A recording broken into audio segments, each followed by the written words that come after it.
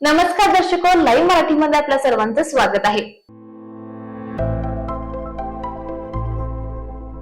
शिरोली जिल्हा परिषद मतदारसंघाची निवडणूक ऐन भरात आली आहे।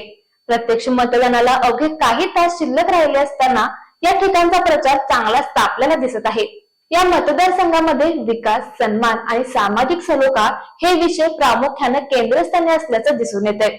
या मतदारसंघामध्ये महायुती आणि भाजपचे अधिकृत उमेदवार सलीम महात तसेच विरोधी उमेदवार काँग्रेस पक्षाशी संबंधित असताना पक्षाच्या अधिकृत चिन्हाऐवजी शशिकांत खवरे यांनी स्थानिक आघाडीच्या माध्यमातून निवडणूक लढवण्याचा निर्णय घेतला आहे।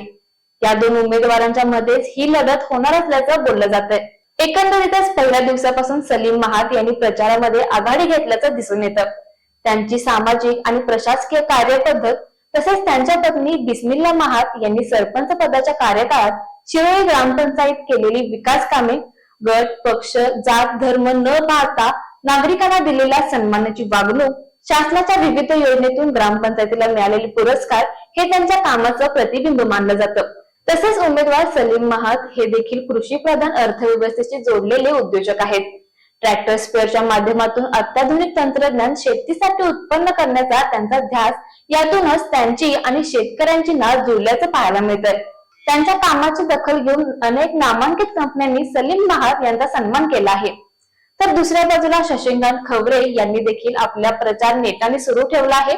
मात्र काँग्रेस पक्षाशी संबंधित असताना देखील त्यांनी पक्षाच्या अधिकृत चिन्हाऐवजी त्यांनी स्थानिक आघाडीच्या माध्यमातून निवडणूक लढवण्याचा निर्णय का घेतला, याबाबत वेगवेगळ्या चर्चा सुरू झाल्या आहेत। त्यांच्या या बदलत्या भूमिकेमुळे मतदारांमध्ये काहीसा संभ्रम आहे। प्रचारामध्ये विकासावर फारसं न बोलता द्वेष पसरवणारी विधानं मतदारांना रुचलेली दिसत नाहीत। तसेच खवरे यांनी सरपंच पदाच्या काळात काही कामे चांगली केली असली तरी त्यांच्या चांगल्या कामापेक्षा त्यांच्या इतर वेगळ्या कामाची चर्चा जास्त ऐकावयास मिळते। त्यामुळे खवरे यांना शेवटच्या टप्प्यात आणखी जोर लावावा लागणार आहे। महात यांचा विचार केला तर राज्यातील आणि केंद्रातील महायुती सरकारच्या लोकाभिमुख योजना, शेतकरी कल्याण, महिला सक्षमीकरण, तरुणांसाठी रोजगार निर्मिती, विद्यार्थ्यांसाठी शिक्षण योजना या प्रभावपणे राबवण्यासाठी ग्रामपंचायत, पंचायत समिती आणि जिल्हा परिषद यांच्यात मजबूत दुवा असणारा प्रतिनिधी हवा आहे आणि ती भूमिका आपण पार पाडू शकतो।